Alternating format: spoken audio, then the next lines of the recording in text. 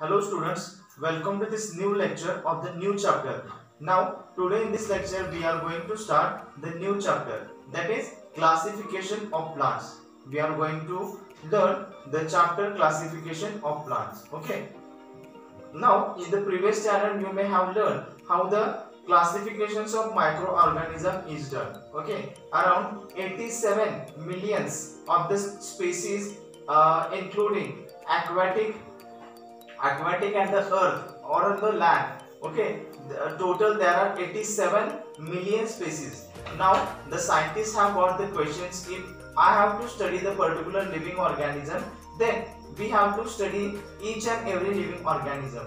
So for sake of their convenience, they have just formed the groups and subgroups, out of which they will pick only one microorganism and will study, and from it they will be able to predict and define the entire group or subgroup. Okay, that's why it was necessary to form the subgroup and the group. Okay, for the study purpose. So exactly in that way we are going to learn some kingdoms, some sub kingdoms of that classification. Okay, now the chapter name is classification of plant, but it is necessary to know the classification system first. Okay, so first of all we will learn that. So first of all, this is your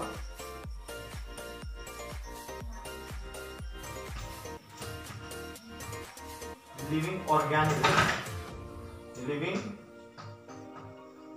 organism which are further classified into prokaryotic and eukaryotic. Prokaryotic and eukaryotic. Prokaryotic and eukaryotic. After that, further it is under the Monera. It will come under the Monera. Then after that, eukaryotic will again classified as unicellular and the multicellular. Unicellular and multicellular. Unicellular and multicellular. So this is the first kingdom. This kingdom number first. This is, after that, unicellular will be the second. Protista will be there. Protista. So this is the second kingdom, and after that again the multicellular living organisms are further classified into the three parts. So these three parts are, first one is autotrophs, then heterotrophs. Okay, multicellular. Again there are two parts. Will be there. Which are those? With cell wall and without cell wall. With cell wall, and this one is no cell wall. No cell wall or without cell wall. Okay. Now this without cell wall, there will be Animalia. And with cell wall, again it is sorted into the two sections, that is the autotrophs. This is the autotrophs and heterotrophs. And this is nothing but the planta. This is the third number. Then this will be the fungi.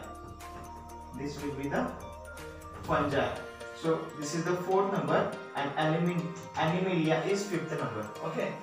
So this is the entire classification of the living organisms that it was necessary to see. Now one by one we will see what does it mean. Okay. Now the prokaryotic. What mean by the prokaryotic living organisms? Prokaryotic living organisms are those microorganisms which do not have the well-defined nucleus,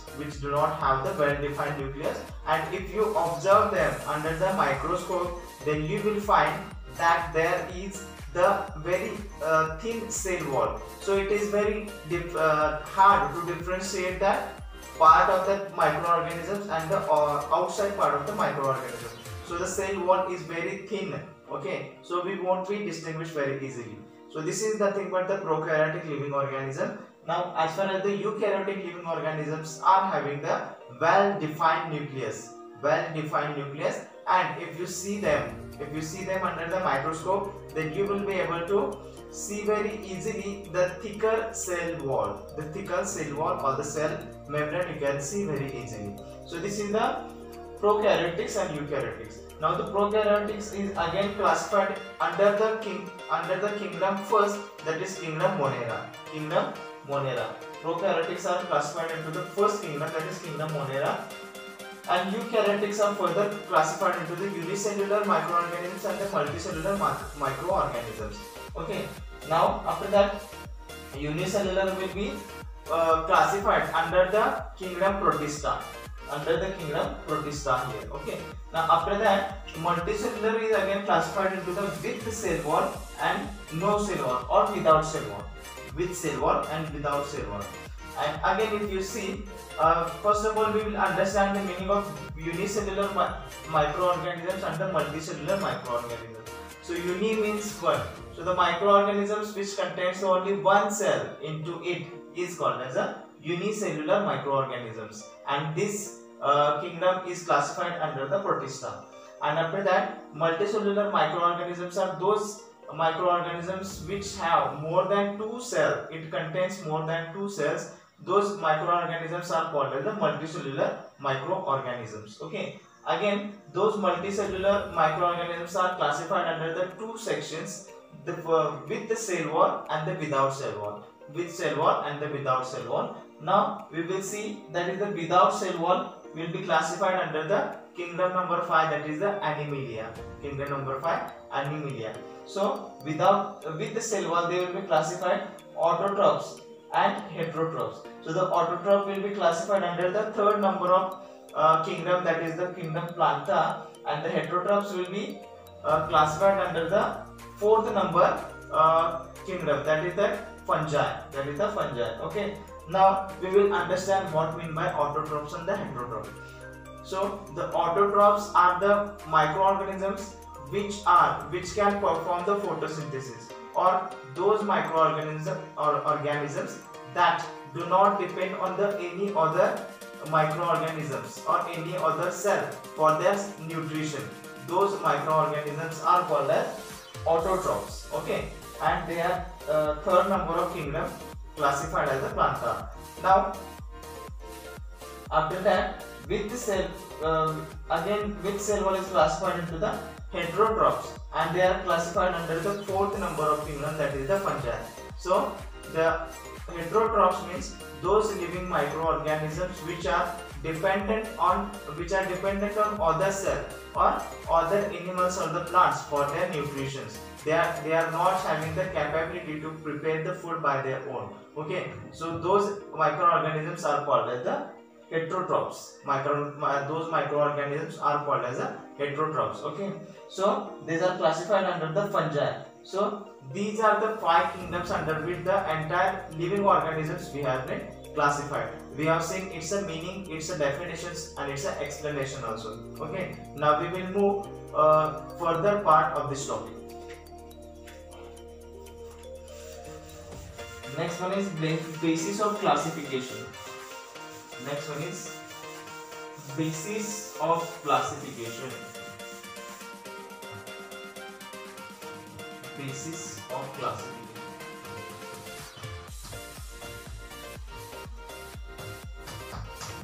Basis of classification means on which basis the plants should that the micro plants should be classified, or the micro or the macro plants will be classified. Okay, we have to see that. Now first of all, the presence or absence of organs is the first criteria for the classification of the plants. Means there will be some plants there will be presence of some different or the various organs will be there, and in some of the plants there will be absence of that particular organ. So on the basis of that, this is the first criteria which we are going to use the classify the plants. Now after that, the presence or absence of separate conducting tissue for conduction of water and food. Now if you observe the few plants, they are having the conducting food or the water or the mineral conducting tissue which comes from the earth surface, which comes from the soil and goes to the top of that particular plant. Okay, that food conducting tissue will provide the food to the entire part of the plants. Okay, so this is the second criteria. The first one was absence or the presence of the particular organ, and second one was the food conducting tissue. Okay, so this is the second criteria. After that,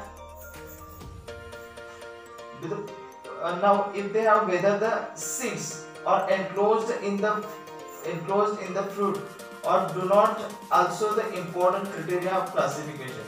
When next one is seeds are enclosed or not. If you observe some plants, so there will be the seeds whether they are enclosed or they are not, or they are disclosed.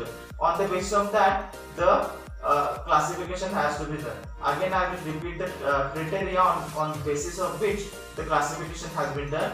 The first one is nothing but whether present of particular organ in the plants, it is present or not. Second one is the presence or absence of separate conducting tissue, okay, to the entire body part of the tree or that plant.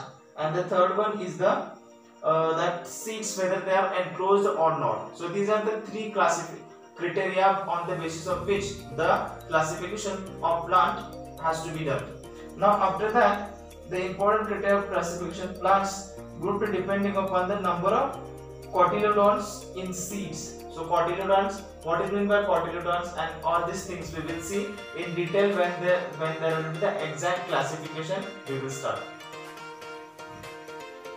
Now at the higher level classification of plants, different characteristics are considered. Example, depending upon the absence or presence of flowers. Okay, so whether the flowers are present on the particular plants or not, so that will be also consideration we will consider for the classification. Now after that, fruits and the seeds plants are classified cryptogams and the phanerogams. Okay, those parts are at the next part of the chapter we are going to learn them in deep. Now after that, angiosperms, further the classified monocots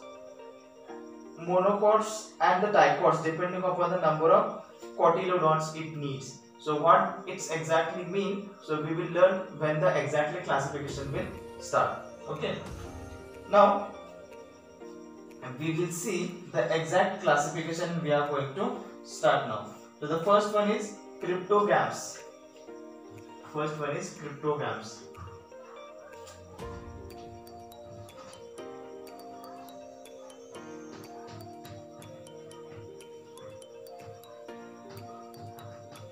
So as far as the cryptogams, again there are divisions are there. So in the cryptogams, division 1 is there, Thallophyta. Division 1, Thallophyta.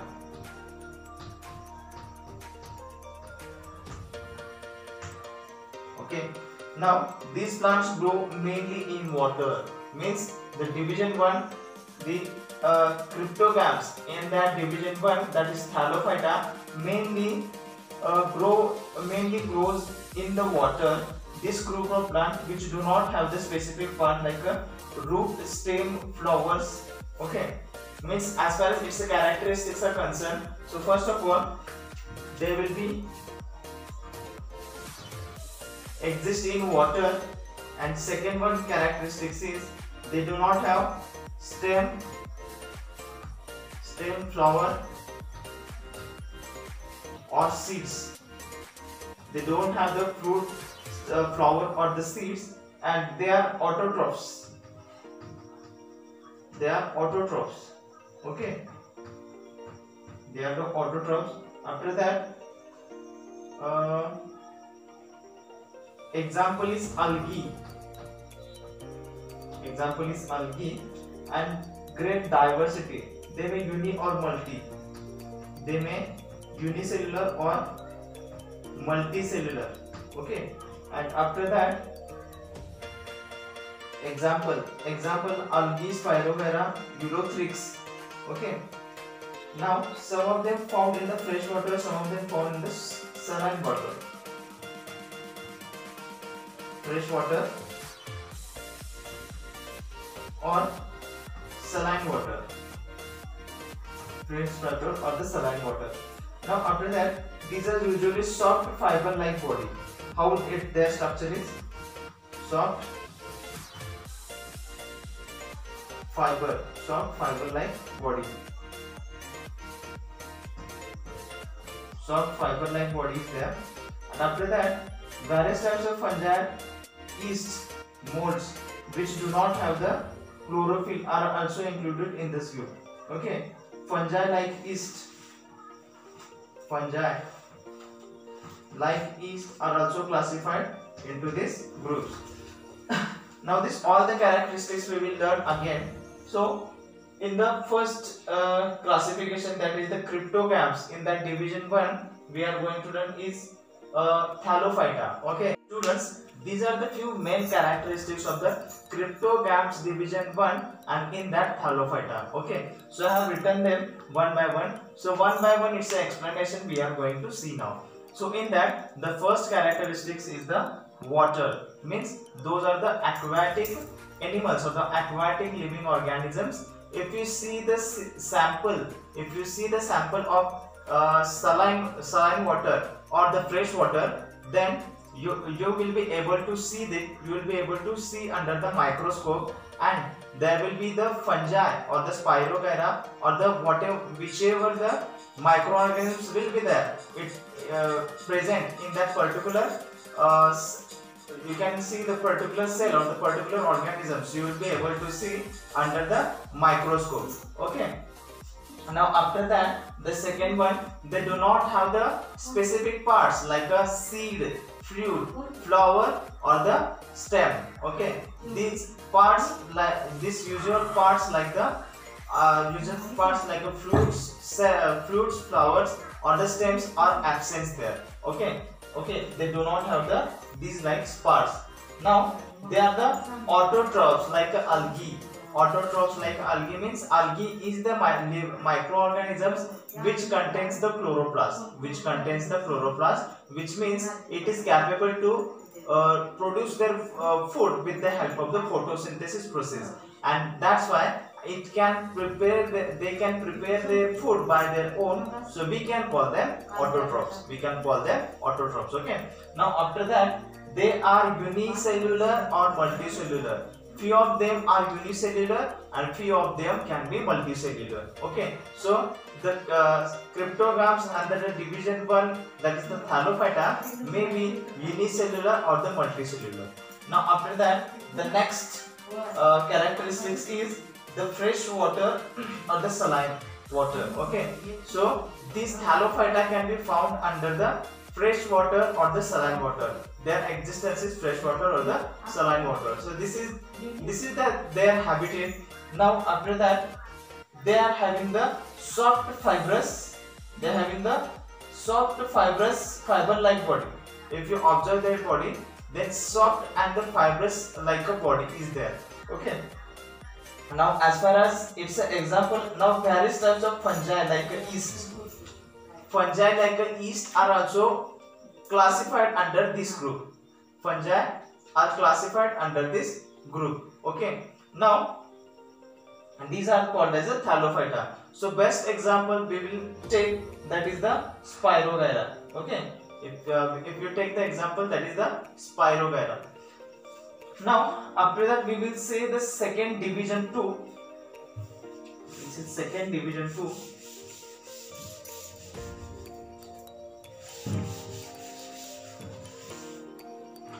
Second division 2, that is the Bryophyta.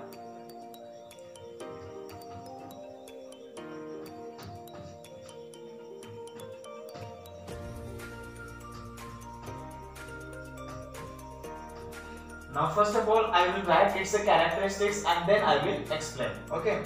Now this group plant is called as the amphibians of the plant kingdom because they grow in moist soil and need water for the reproduction.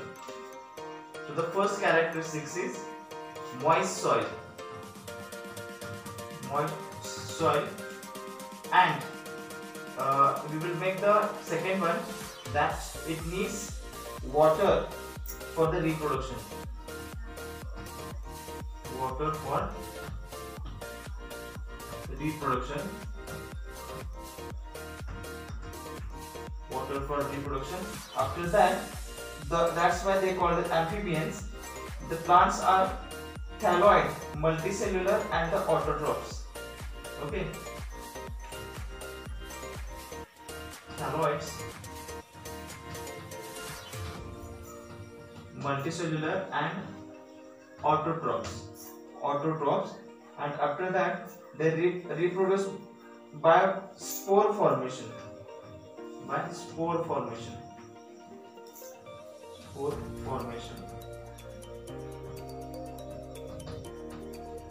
The next one characteristic is the structure of plant body. Bryophytes is flat, ribbon-like, long, without true roots. Ribbon-like,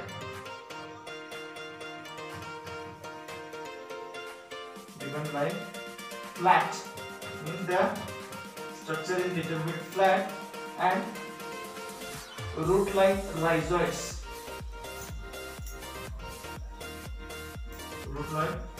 Rhizoids are there. Okay.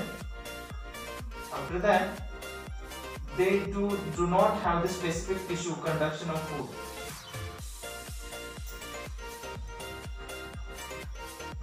Food conduction, tissue, absence is there. Okay.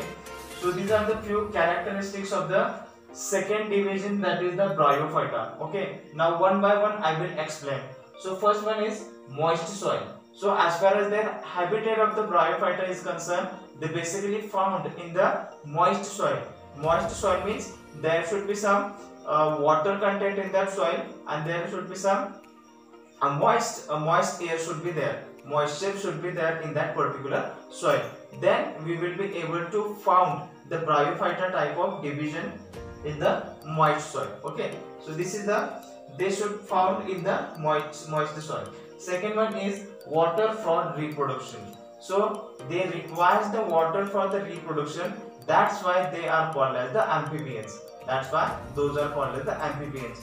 If the question will be there in the exam, why the Bryophyta division 2 are called as the amphibian. So the main reason is as they are found in the moist air, moist soil, and they require the water for the reproduce or for the reproduction, for it's a reproduction system. That's why they are called as the amphibians. Okay. So it requires the water for the reproduction. That's why called as the amphibians. And the third one is the thalloids multi on atto. Okay. They are thalloids. Okay. And multicellular. Most of them are multicellular. Means they contain the more than 2 cells inside them. That's why they are called as the multicellular. And they are the autotrophs, as they contain the chloroplast in their structure. So they are having the ability to produce the food with the process of photosynthesis. Okay. So they are the autotrophs also. The next one is spore formation.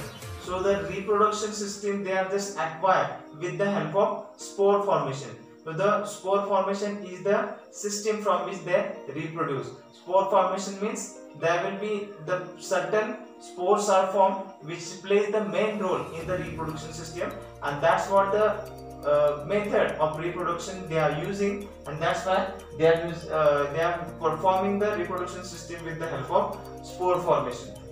Now after that they are having the ribbon-like flat structure. They are having ribbon-like flat structure is there. If you observe, if you see the example, that is the Marchantia, so that will be also possess the ribbon-like flat structure. Or even if you see the Funaria, or you can see the Anthocetus. These all the microplants. If you see, then they will be possess the flat and you can see the ribbon like structure is there. Okay, now the rhizoids are there. At its base the rhizoids are present. Okay, rhizoids are small typical like a thread like structure you will be able to observe at the base of that particular plant. Okay, so that is the rhizoid. So and after that the food conduction tissue is absent, means few of the microorganisms or the microplants or the plants are having the special tissue which conduct the food or the minerals or the water from the soil and it takes to the all part of the body. So like that there is no any part which conducting the food from the soil and it will just distribute to the entire part of the plant. So there is no tissue like that. So these are the characteristics of the division 2 Biophyta under the cryptogams. Okay. Now as far as its examples are concerned, Funaria, Merchantia and the Anthocytus are the examples. If you see them, then the same characteristics they will possess. Students, this much part is sufficient for today's lecture. Now the next part of this chapter we will see in the tomorrow's lecture. Okay, now we will see in the next video. So if you have any doubts or any problem, then you can definitely contact with me, then I will clear your doubt. So student, now the next part of this chapter we will see in the next video, but till then if you have any problem then you can see this video frequently, so you will be able to understand. So we will meet in the next video. Thank you so much.